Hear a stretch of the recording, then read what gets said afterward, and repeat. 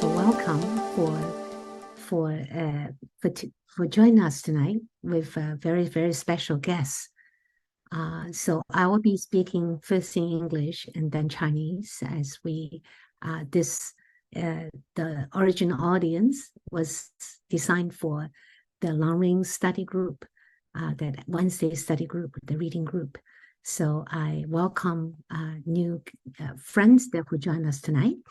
But for those who know already who Rinpoche, Chatra Rinpoche is, this is great. And otherwise, we'll make a formal introduction who Rinpoche is. Welcome, everyone. Tonight we are, as we wait for Rinpoche to come, we will have a sort of housekeeping items here. As this class will be interactive, Rinpoche will be guiding particular emotion in terms of how to apply the Buddhist philosophy or Buddhist method in dealing with one of the most touching topic, anger, patient. So that I'll be asking some questions from Rinpoche that we already have two questions that has been pre-asked by students. But if you would have any new questions, one at the end of the session that you would like to volunteer to have to be guided by Rinpoche in a consultation session, a short consultation regarding this particular issue surrounding patience, how to dealing with a Buddhist way of dealing with anger, then you can, we have a way to raise to tonight about the Chatra Rinpoche, as well as the main speaker.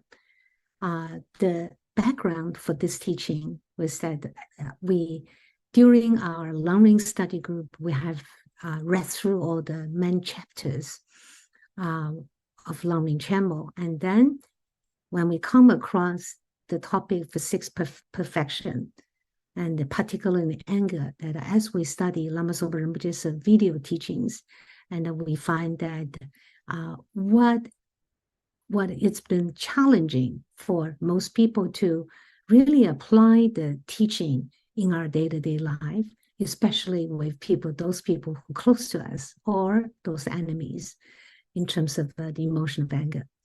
And then I come across during my visit in Nepal this year, that we have met with Chatra Lama Rinpoche, that Rinpoche has been guiding students as a Buddhist life coach, and is resolving and helping people's problems. So in my own session with Rinpoche, I find Rinpoche's insight very refreshing and extremely helpful. And that is what brought tonight's session. That Rinpoche has a keen interest in helping students in a very in-depth, private way. So Rinpoche has become an international ambassador for the Buddhist philosophy and has gone to various countries in private consultation, public talks, and motivation speeches on the mindfulness and Buddhist values, the secular ethics. So what's unique about Rinpoche is that Rinpoche will be talking about issues with people in a personal consultation space, and then helping students to bridge the gap that many of us struggles. So this is Rinpoche's background, and we like to focus tonight's topic on the sixth paramita, especially on patient. And this is where Rinpoche will come in and giving special insight on that. Welcome. Thank you for joining our class tonight. And I had a brief introduction to our class just now as we're waiting for you. So, but I want to formally welcome you to our Wednesday long ring reading group. Many of us have met here every Wednesday to read all the long ring classes, and we are Yes. full of questions and how to apply in our life. So I'm really excited to welcome you. Please, if you would introduce yourself and how the word, how you adapt all your Buddhist teaching and philosophy in helping people in their real life. How is Buddhist teaching can be applied to the real life? Thank you, Rinpoche. Yes, yeah. Okay. So hi, Charok Sherpa. My name is Charok Sherpa. So I have studied Buddhist philosophy for the last 19 years or so in South India.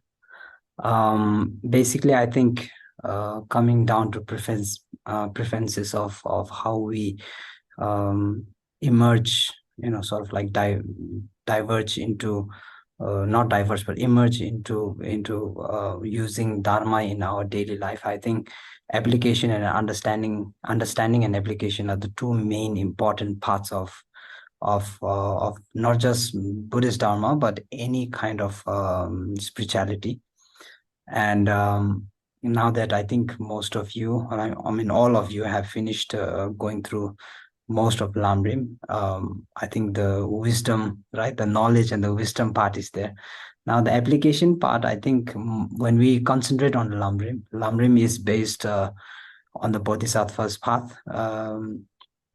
So I think based on that, what I would like to share with you tonight is I think we can sort of like you understand how we can use the 6 paramitas in our daily life. And not just that, but I would love to have conversation with people, because in Buddhism, conversation is the key point to learning Dharma, right? The more you ask questions, the more you understand it. The more you understand it, the more applicable it becomes into your daily life. So I think, yeah. Thank you. Yeah, so I personally work as a consultant, spiritual consultant, or we can say life coach, because I like to use methods and methods that are taught in the Buddhist philosophy to deal with life and its crisis, basically how to implement thoughts and views and concepts and perceptions into our life to make our life easier. So that's what I personally do. And in throughout my experience, I think a lot of the things that people experience are very personal.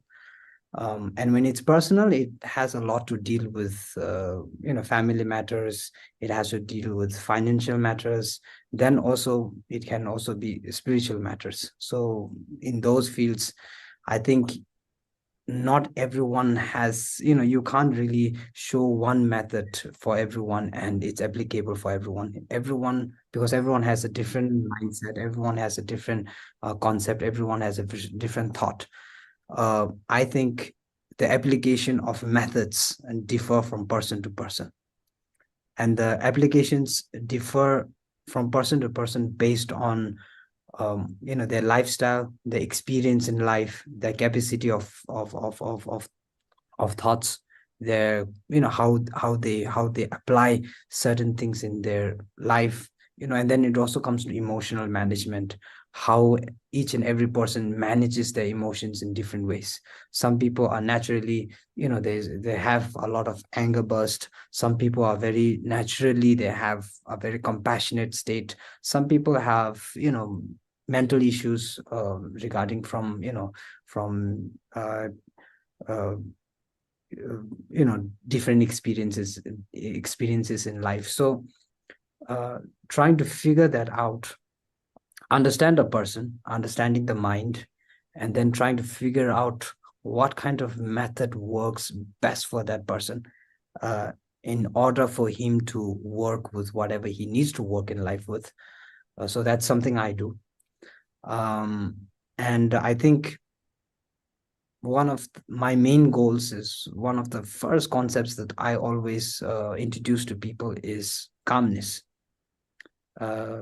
we have to work with calmness, because the method that is applicable, that becomes applicable in our life, starts from calmness. Unless you are calm, the methods don't tend to work, right? Unless you are calm, the methods tend to go into all kinds of different directions. So first thing we always need to work is to work on ourselves. When I say calmness, I'm concentrating on ourselves, whether it be self-confidence, whether it be self-love, whether it be self-taking care of yourself, whether it be pampering yourself, whether it be giving yourself the space that you need. So these are, I think, important parts of life. I mean, one of the first steps, even when you're going into practice and you want to go into deep practice, first thing you need to be able to generate within yourself is the ability to calm yourself down. We start from the concept of building yourself up by understanding yourself, right? Understanding your mind, understanding what you are capable of. Because without understanding what your mind is capable of withholding, you can't really go into the concept that is beyond our what we say, our ability, right? So I think that's the first thing we need to do. The application of the 6 paramitas, there are many different levels of application. And the level of application that is taught within the Lamrim of the 6 paramitas or the 10 paramitas is on the Bodhisattva's path. So it's immense sort of like application. And our ability to construct that kind of thought within us and be able to apply that kind of concept, not just concept, but being able to apply that kind of characteristics into our life is not easy unless you know where you are at. If you are at the beginning level, we need to start apply from the beginning level, right? So I think that's how we normally should be we should proceed. A lot of people, they study the Lamrim, they understand it to a point, and they think, okay, without even understanding their own ability and their own, what we say, their own surrounding and ability, they jump into the hardcore practice method. And that, in sense, if your mind is not ready, you won't be able to reach the potential, right? So I think that's why it's important that first you need to understand yourself. If you need to apply diligence, then diligence has to do with habituality, right? Taking joy in engaging, right, in the act of virtue. So this one, if you want to apply, if you want to feel the joy within yourself when you are doing something virtue, you need to be able to feel the essence of actually being happy about it. Not just because Lamrim says, oh, if you apply compassion, that means you will be happy. It doesn't necessarily mean that. Some people, compassion, they try very hard to apply in their life, and they feel that while they are trying to be compassionate, they're working with, trying to help their enemies and their, people who are not very close with them. They get into even worse altercations, right? They go into worse states. They become more angry with that person. They become more, further from that person. They don't know how to deal with that person. And then they get frustrated, so on and so forth. So these things are, methods that you can apply, right? So just an example, one of the 6 paramitas. Okay. Okay. So if I take one thing as an example of the 6 paramitas, diligence, for example, tsundu, we say in generally we say tsundu, which is diligence. Now, when you are applying diligence, if you cannot, like diligence, let's say diligence in applying, I don't know, for example, compassion in our life. If you are unable to feel the joy and feel the eagerness to actually, practice compassion, then what is the point of practicing compassion, right? The concept of practicing compassion, when you feel the joy and the eagerness and the, what do we say, the motivation is, it's like going for a holiday. When you go for a holiday, if you are not looking forward to it, if you don't want to go for a holiday, then what's the point of going for a holiday? So there has to be that, internally there has to be that wantingness, that joy, that eagerness in order to practice. And that is the idea of real practice. So similar to that, all of the paramitas, starting from generosity, then discipline, then patience, diligence, and then what is it? Something is like concentration. Then share up is wisdom. So no matter which of the 6 paramitas you are applying, you have to have, the first thing you have to have is you need to be able to enjoy it. Enjoying in applying this in your daily life. That's the first thing. If you are unable to first of all develop that looking forward, the joyness towards it, then the practice is not going to go so well, right? Because the ability to enjoy doing something is what gives you the courage, what gives you the enthusiasm to, in order to proceed towards it, right? Any practice is like that, not just the 6 paramitas, any kind of practice in life, similar to that same concept. You need to apply, you need to develop joy in order to succeed, right? If there is a person who enjoys doing his work, then it's not hard. You enjoy doing your work, then the work doesn't become hard, it becomes easy. And when it becomes easy, then you succeed in it, right? So even same thing when you are making money. If you're working in a certain company and you are making a lot of money, but you are not enjoying it, then at the end of the day, you reach a point where you feel tired, you feel like you're wasting your life, you feel like nothing, you are not achieving anything. That's very normal. So your ability to develop joy and looking forward to applying a certain kind of practice into your life and actually feeling happy about it, actually looking forward to it, that is real practice. Yeah. So when we're talking about generosity, right, one of the first 6 paramitas, when we're talking about generosity, we are talking about the immense joy in being able to, give, to share. And that doesn't have to be, it can be anything. There's material generosity, there's generosity that comes with knowledge, there's generosity that comes with, materialistic things. There's all kinds of different generosities. But then the essence of generosity is being able to willingly give, yeah, without expectation, genuine, sincere, unconditional giving. Now that's generosity. And practice comes, step by step. We should never rush into practice. Any kind of practice comes step by step. And I think generosity is the same thing, right? If you are unable to develop generosity to, to each and every person, each and every being, each and every sentient being, then generosity in the level of Lamrim is impossible at that point. But that doesn't mean it's impossible moving forward. It can be possible, but you need to start from class 1. It takes step by step, right? One of the first things that we do is, I think I always convince people to practice generosity onto yourself. In the modern world, there's so much hate for you oneself, right? Something doesn't go right, you blame yourself. Something doesn't happen, you say, oh, I didn't do it, and something's wrong with me, right? If then society is of course going to blame everything on you, right? Society doesn't want to take blames. people around you don't want to take blame. So when people don't around you don't want to take blame for things, then they put the blame on you. And when society puts blame on you, what do? Instinctively, what we do, a lot of people do, is they blame themselves.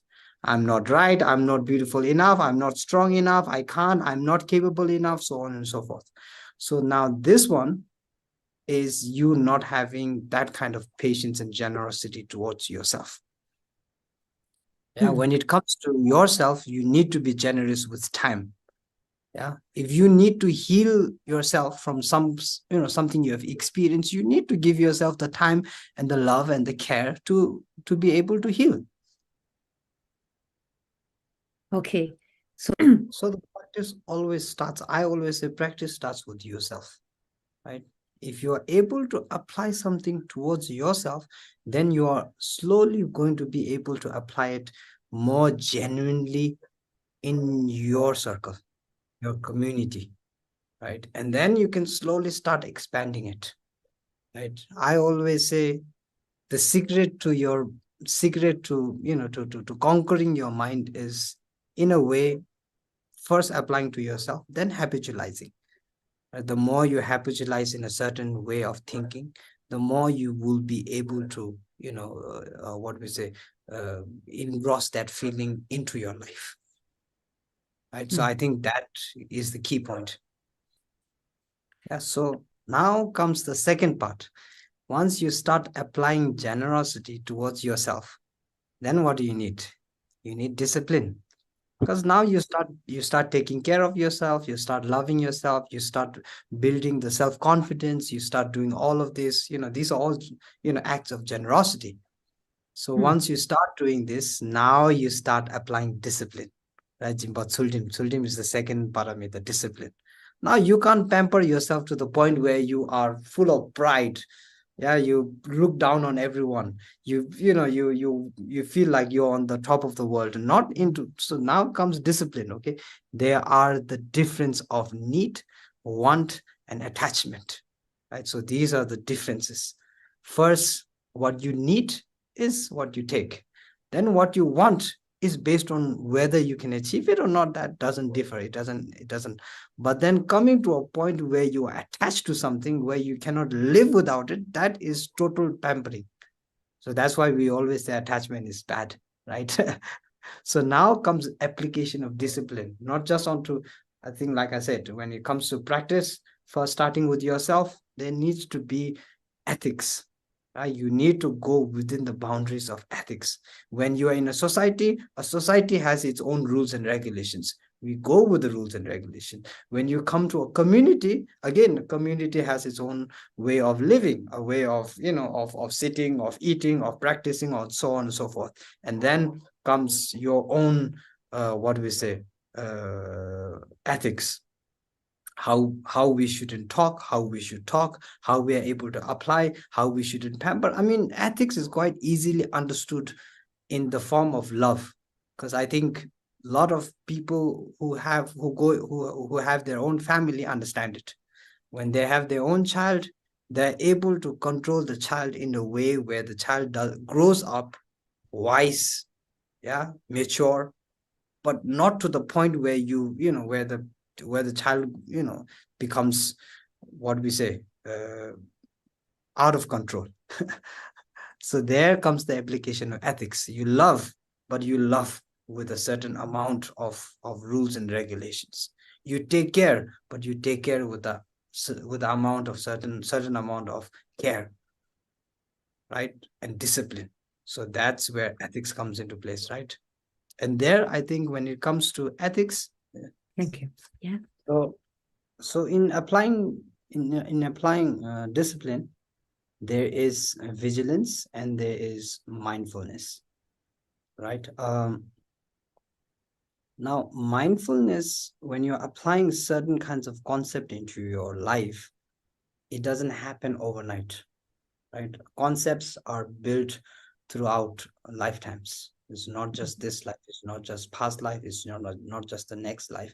It's built out throughout life streams. Now, even in one lifetime, the more you habituate into one kind of mindset, the more that mindset sort of like sticks with you.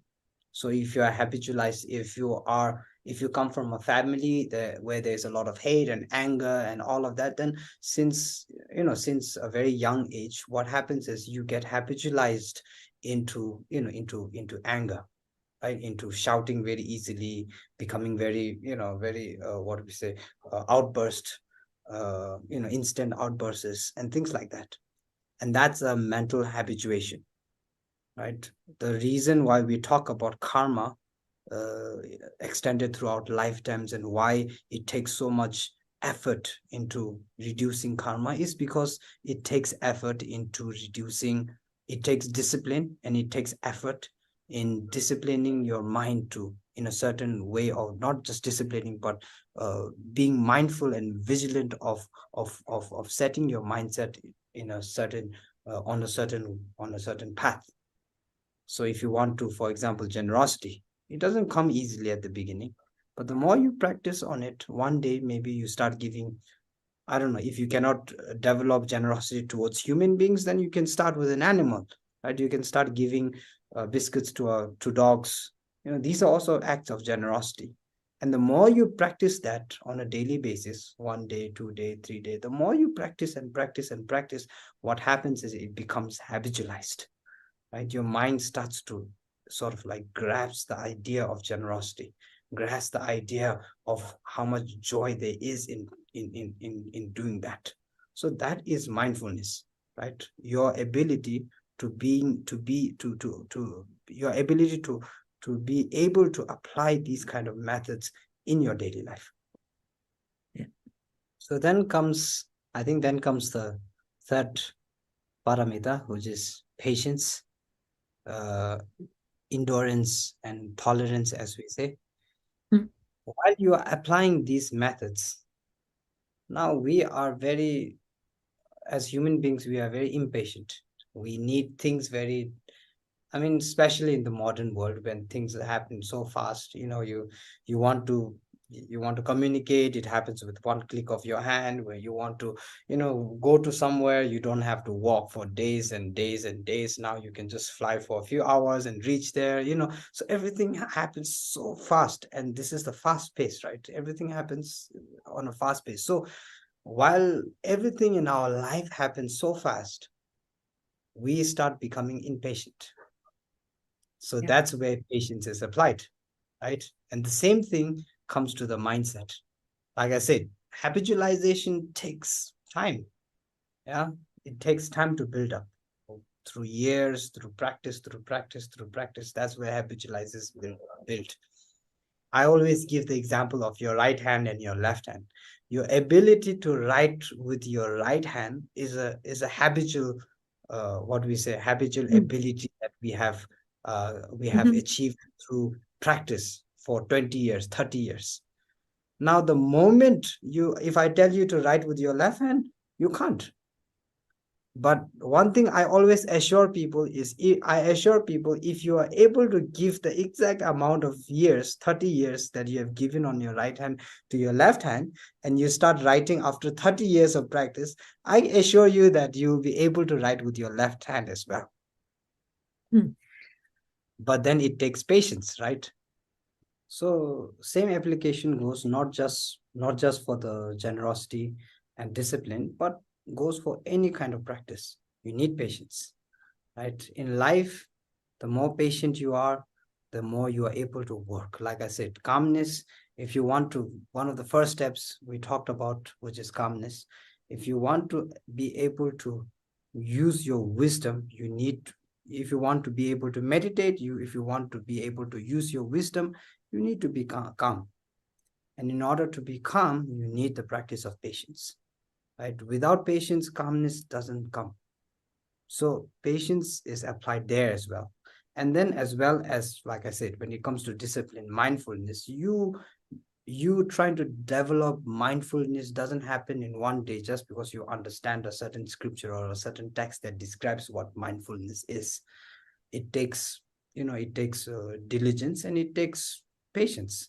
Now, these are the two important parts of your practice, because these are the methods that you can use in order to develop whatever practice it may be, right? In compassion, the view of emptiness, renunciation, whether it be generosity, any kind of practice that you want to do in your life, you need to be able to develop, what we say, joy towards doing that practice.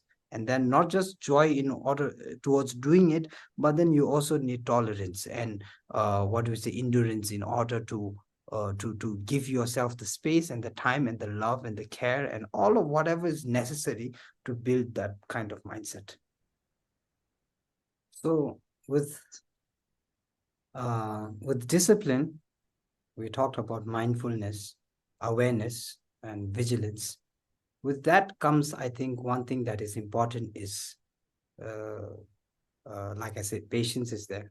Then with that also comes meditative concentration, your ability to concentrate on things, right? Your ability to maintain concentration, right? Your ability to give up what we say, maintain concerns. Because the one of the main reasons why we are unable to stay aware all the time is because of our maintained concerns, right? I think the 8 worldly views would be one of the practices that we need to, we need to let go of the 8 worldly views. Now that's one thing. In Lamrim, it's taught a lot. Then the second one would be letting go of destructive thoughts. I think these are the two things that we need to concentrate when it comes to what we say, meditative concentration. Now, our ability or capacity to remain undistracted is what gives us the ability to concentrate, right? And in order to be undistracted, you cannot take into consideration things that are not important and do not matter, right? When I always say, when you look at life in a bigger picture, the things that worried us, that distracted us while we were small kids, now we have grown up, we look back, and a lot of the situations that distracted us while we were kids are laughable now. There are experiences that we come, oh yeah, maybe this kid took my, I don't know, took my sweet from me, and that made me very angry at that point. But now when you look back, you think, I could have just gave him the sweet. Not a big thing. It's not of that big of a concern. So just as an example, something like that. And the same thing happens throughout life. As you grow older and older and older and older, you'll see that things that mattered in the past seem to matter less and less and less as you grow older. Now, one day you will be very near death, close to your death, on your deathbed. And that time, when you look back in life, a lot of the things that we did in our life, where we fought and we did that and we did this, and now all of those things at that time, you look back and they won't seem to matter as much as we think they should matter. Right. So I think that's where the concept, I think the important part of the concept is. So the moment you are able to, what we say, differentiate between those two, then what happens is your ability to remain undistracted becomes stronger. Like I said, the what we say, the endurance within you to differentiate between concerns. So I think when it comes to meditative concentration, there are many different levels. Like I said, regarding Lamrim, we are going to the practice of the bodhisattvas, which I think embraces a lot on the view of emptiness, bodhicitta, and renunciation. Your ability to single-pointedly concentrate on the intrinsic nature of things that goes into emptiness. So these are high levels of meditative concentration. On a very basic level, on a ground level, calmness is meditative concentration. That's what I think. Right? The more you are practicing on calmness, being able to reduce your stress, your ability to your mind going all over the place. Now that is, I think, the first step of practicing meditative concentration. Now, in order to apply wisdom, the sixth paramita, which is wisdom, in order to apply wisdom, you need to be able to stay calm. Like I said, yeah, you need now all of the 6 parameters, I think while we are going through, we were trying to join each other with each other. How generosity is joined with discipline and patience, how patience is joined with diligence, how diligence is joined to discipline, and then generosity, and then comes what we say meditative state, which is very closely joined with wisdom, which means unless you are able to stay calm, you won't be able to apply wisdom. Make sense? I think that makes sense, right? So your ability to apply wisdom and method in your life when you're dealing with stress, when you're dealing with anxiety, when you're dealing with a person you don't like, when you're dealing with any kind of issue in your life, the way to escape that problem would be by using method. And where does method come from? Method comes from contemplating wisdom. Right? The more you contemplate wisdom, the more better the method comes out. Right? It's like research. The more you research onto something, the more you are able to find, discover new things, come with new discovery, new objects, whatever it is. And the same thing goes into the concept of business. The more you are able to to give it time and research and so on and so forth, the more you can grow your business. So it's similar to that. I think like I said, when it comes to the application of the paramitas, it can be applied in any kind of aspect of daily life. So Rinpoche, so coming to that, we due to our time, we also have couple questions regarding that. So that may we add that on at this point? Yeah. Yes. Yeah, I have a question from the life person here regarding this what you said about being giving, coming from. I will translate the question, then you can please respond to Wu Ming, which is someone who has asked this question. So the question is, he says, Rinpoche, I'm very happy to be kind to myself, as you suggest that we needed to practice giving. So before I'm very harsh to myself. In the future, I will try to eat something nice, have a nice meal sometimes, and being kind to myself. I will eat something good. I think that I will be very happy to allow myself eat something good. But Rinpoche, I'd like to know that being kind to myself, how is that different from self-cherishing mind and self-centeredness? So there's a very, very fine line between, I always say there's a very fine line between a self-grasping attitude and self-confidence. Pride and confidence is two totally different things, right? Pride arises from grasping attitude. Like I said, I think we went through the concept where we were talking about need and attachment, right? What you need is you need food. Now you start Rinpoche, can you repeat that again? I missed that. Sorry. I said the difference between what you need and what you are attached to. I think there's a very big difference between the two of them, right? What you need is you need food. When you're attached to food, what happens is you overeat, right? Food is necessary. You need to eat in order to survive. So you need that level of confidence where you are able to apply, where you have the strength and the what we call enormity, patience, diligence, all of those things you need in order to practice, in order to follow onto the path, in order to live. You need confidence.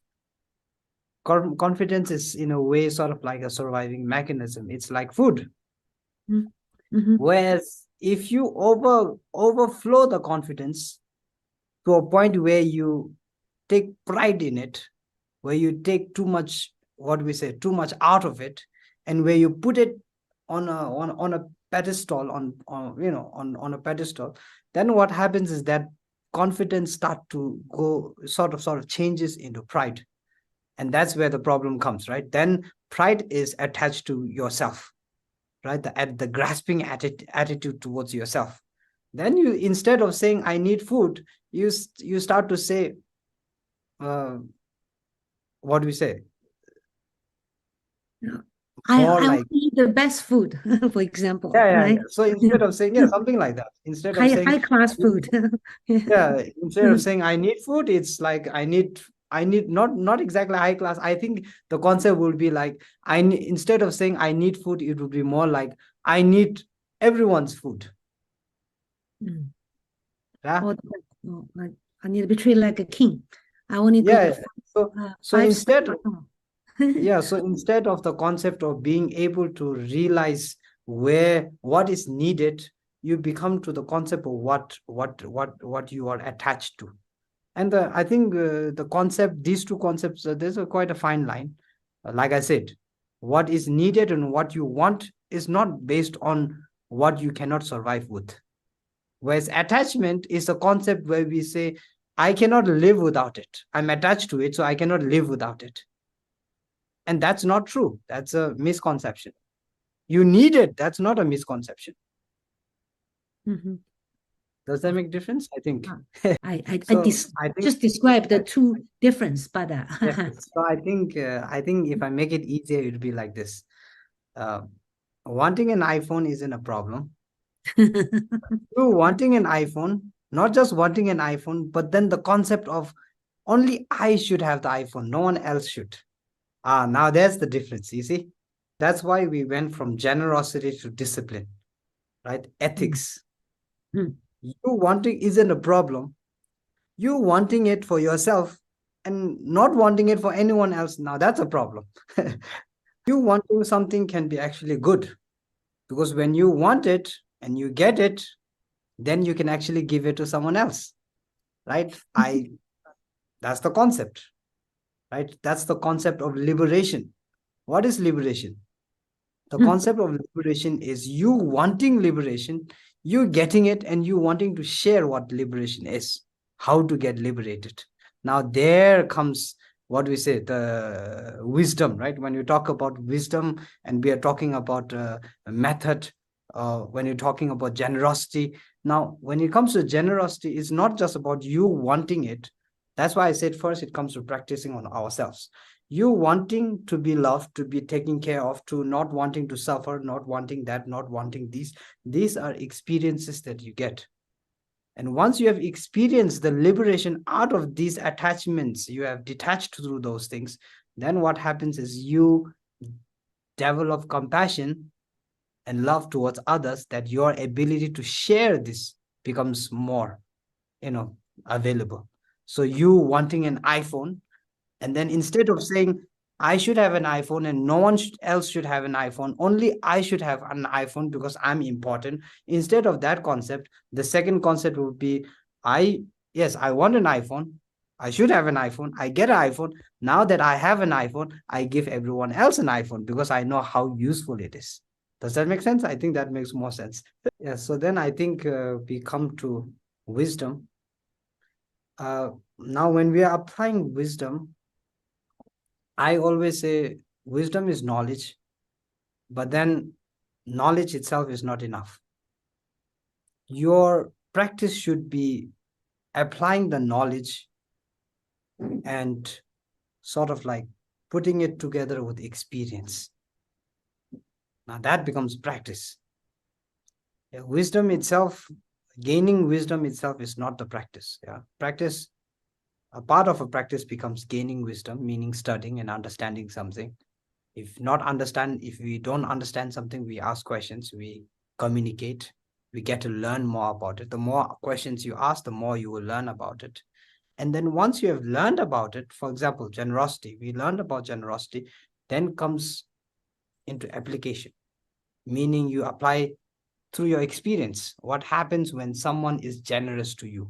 We become joyful, we become energetic, we become more diligent, we become more patient, we become, all of the good things start to arise. So that's one thing.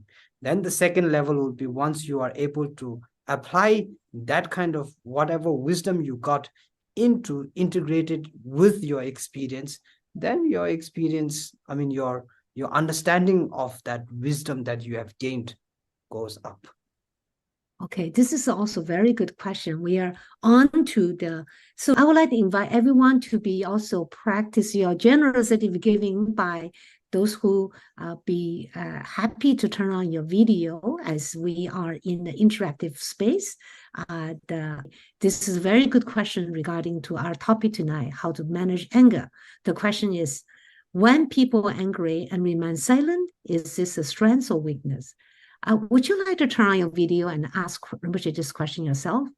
It is weakness, but for people who are silent, it's a strength. How should we deal with when we see people very angry? This is one to see. Oh, yeah, this is the question. Chung-Ni, yes? Very good. Welcome. That you could, I would like you to ask this question yourself, and maybe Rinpoche can use this opportunity to work with you on this. And this is everyone's question. How do you do? I have another question is similar to this that someone have asked on behalf, is that how do you deal with someone, a family member who is very angry, who's angry all the time, who's close to you? How do you deal with that? Do we express anger back, or do we always have to practice patience? But in a way, when we practice patience, we end up being frustrated inside. We got very angry with ourselves. So that's one of the questions that was asked, according to this question. I always think anger is not a bad thing, right? Anger is not a bad thing because anger is a surviving mechanism. Anger gives us strength. Sometimes anger gives us encouragement. Sometimes anger gives us, hope. And then sometimes anger protects us. So anger is not really a bad thing, right? Anger works in different levels in that concept. Now, what is dangerous is anger without wisdom is very dangerous, right? Anger without wisdom, now that can really be destructive. So if you want to have anger, you need wisdom. You need to apply wisdom in anger. It's like a parent, right? Like the father and the mother with a kid. You have love, you have patience, you have care, you have genuine, sincere love for the kid. And out of that love, sometimes anger does come. And that's okay. Because the anger is a product of love. The reason why we become why we become easily angry towards those we are closer to is because of love.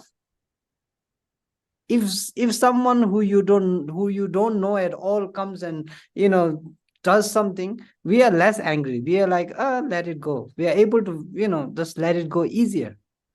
Why?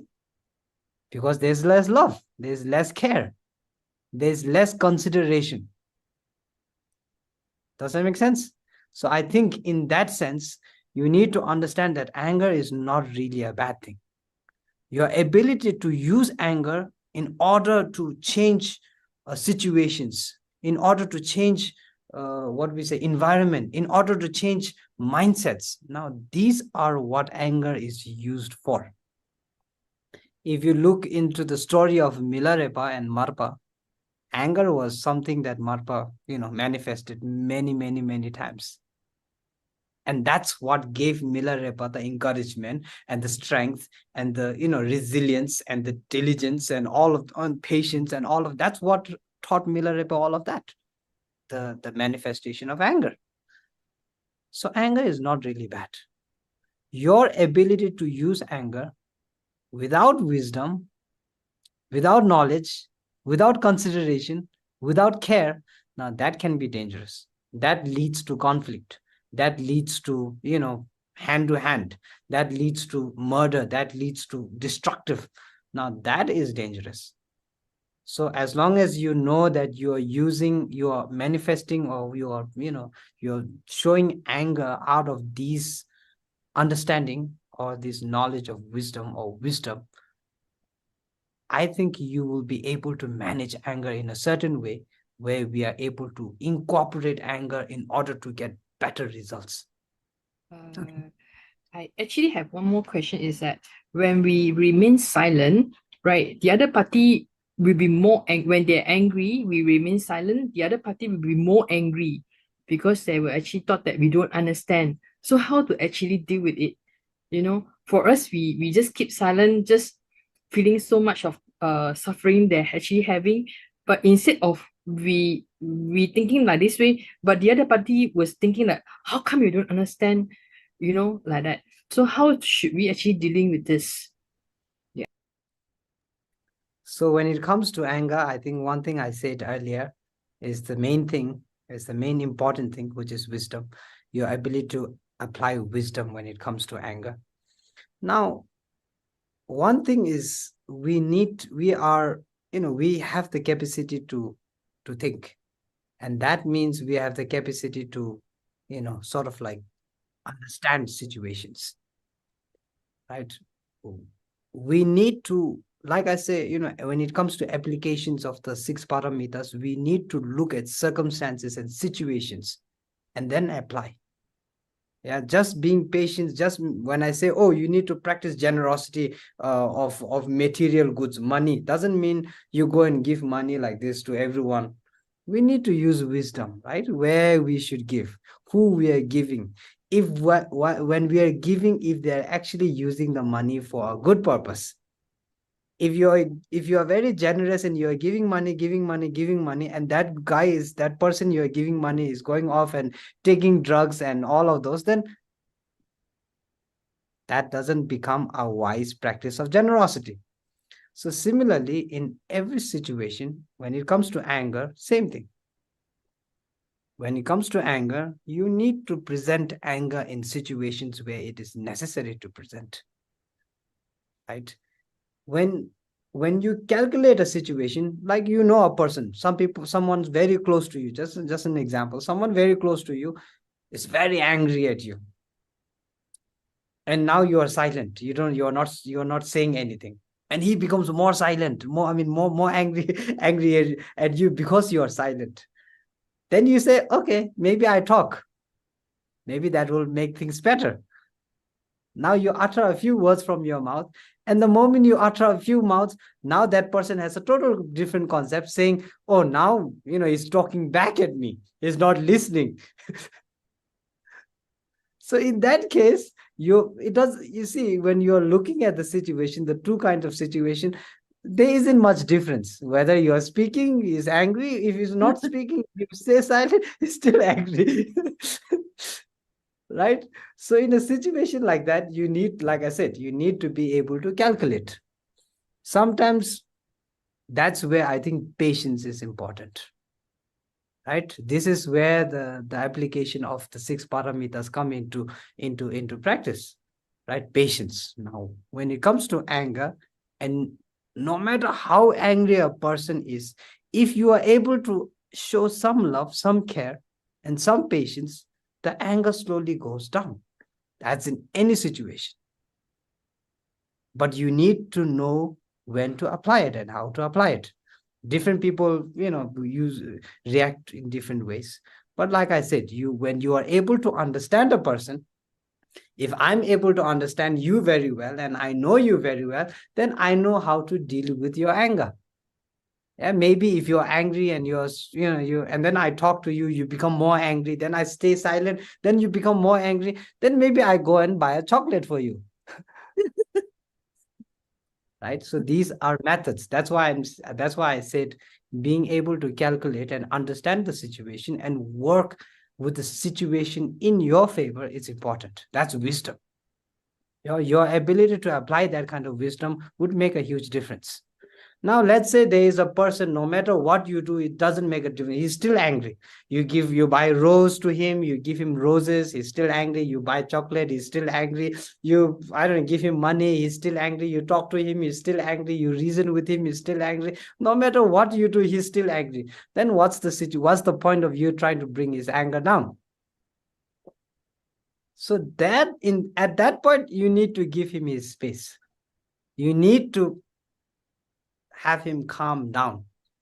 Like I said, when anger is at a point where there's no reason or logic behind it, then what works is patience works. Unless that person calms down, there's no reasoning or logic, there's no talking to that person.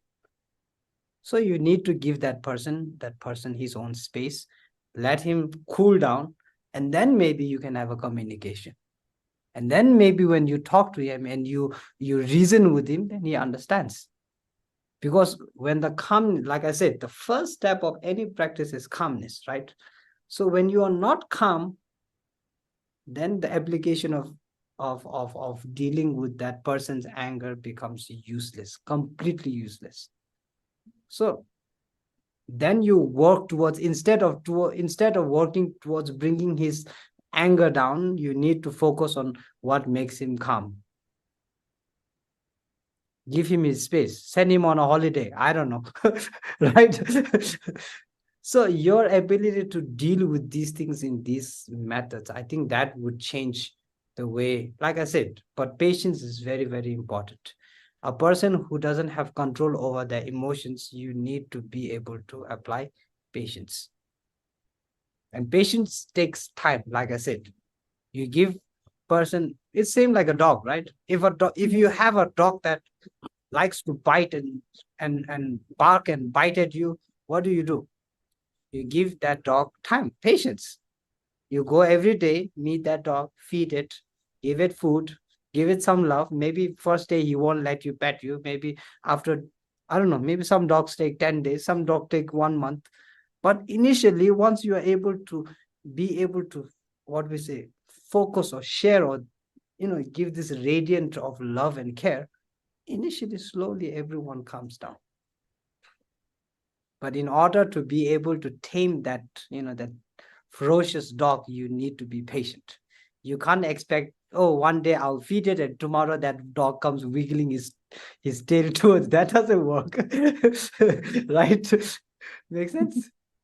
Conclusion, we were asking, as a Buddhist, is anger, the emotion of anger, isn't that allowed?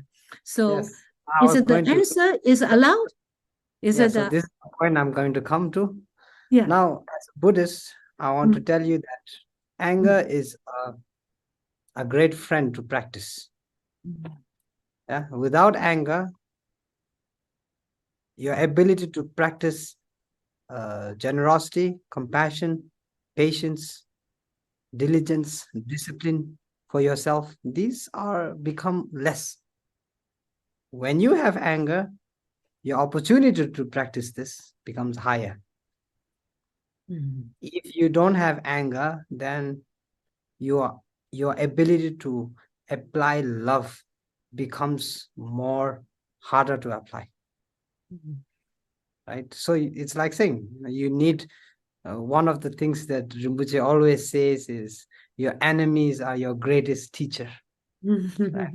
One thing Rinpoche says a lot. And the concept behind it is similar to what I'm saying, is that anger becomes a method for you to actually be able to apply your practice, apply your patience, apply your wisdom.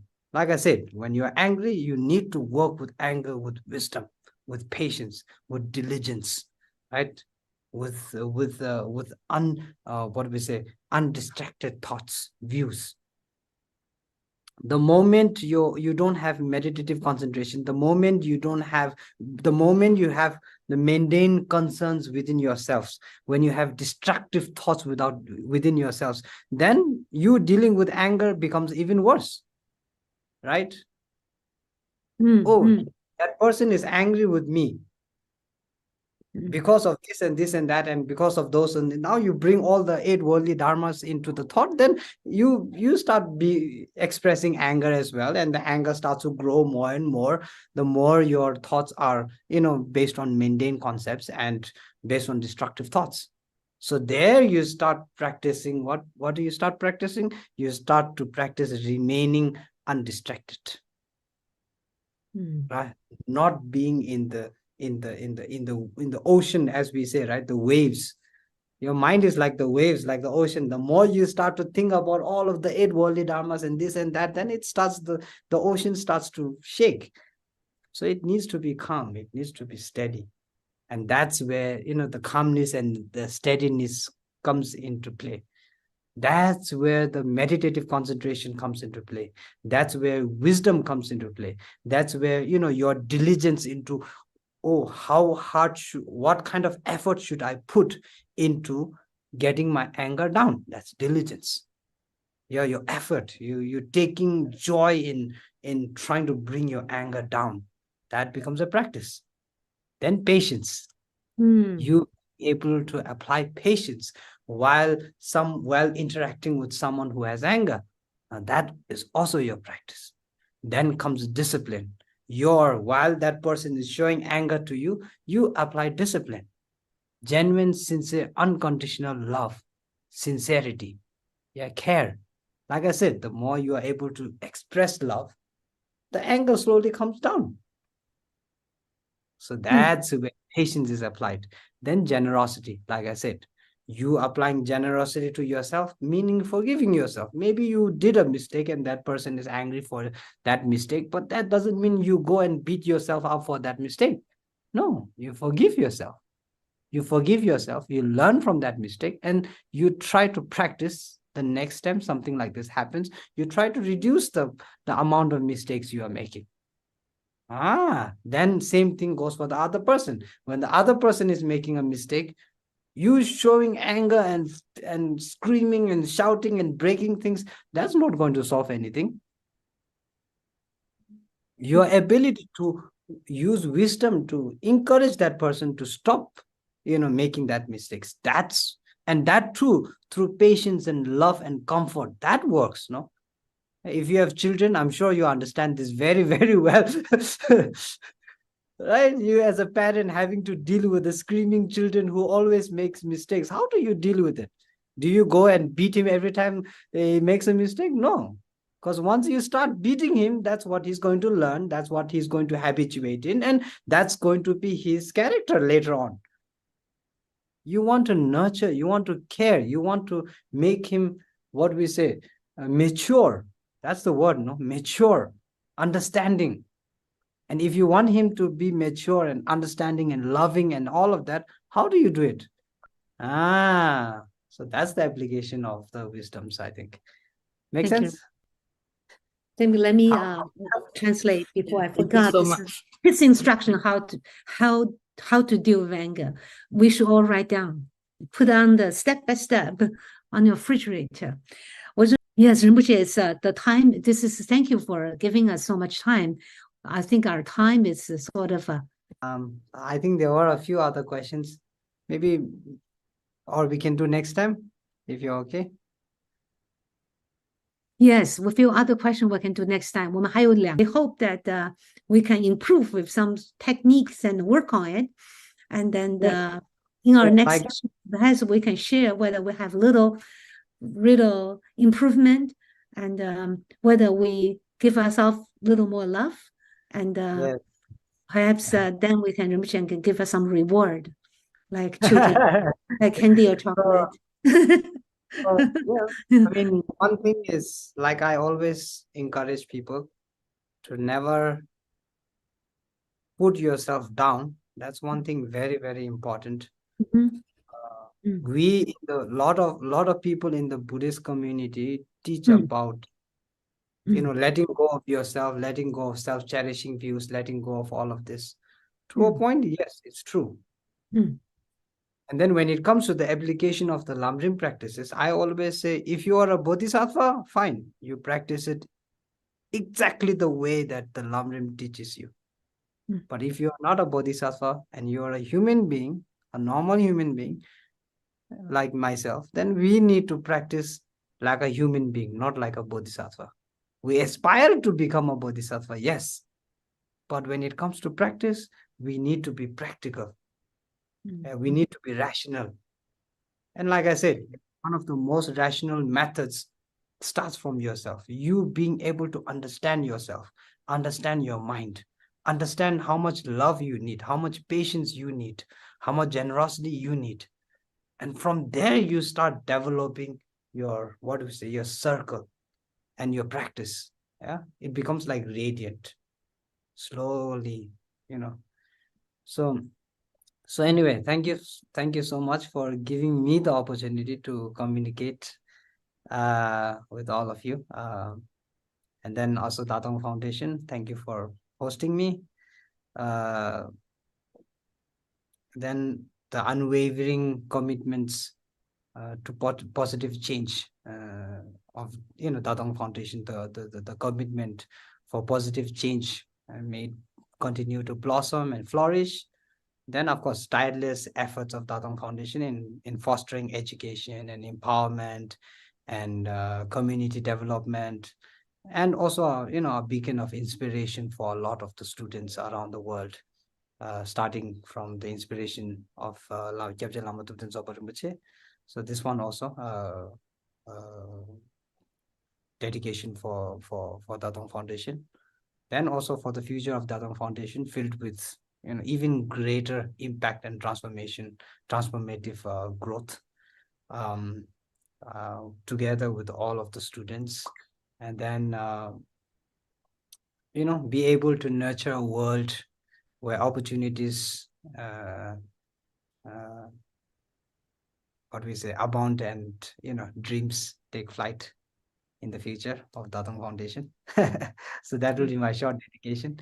Okay. We feel so benefited today, and thank you so much for taking the time. Special, how giving us this special treat for us.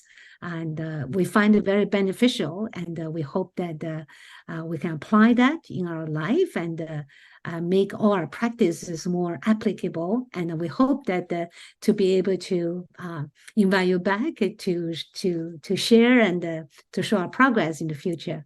I hope thank you so much for your generosity and your time and your wisdom. Yeah. So, welcome all the new students.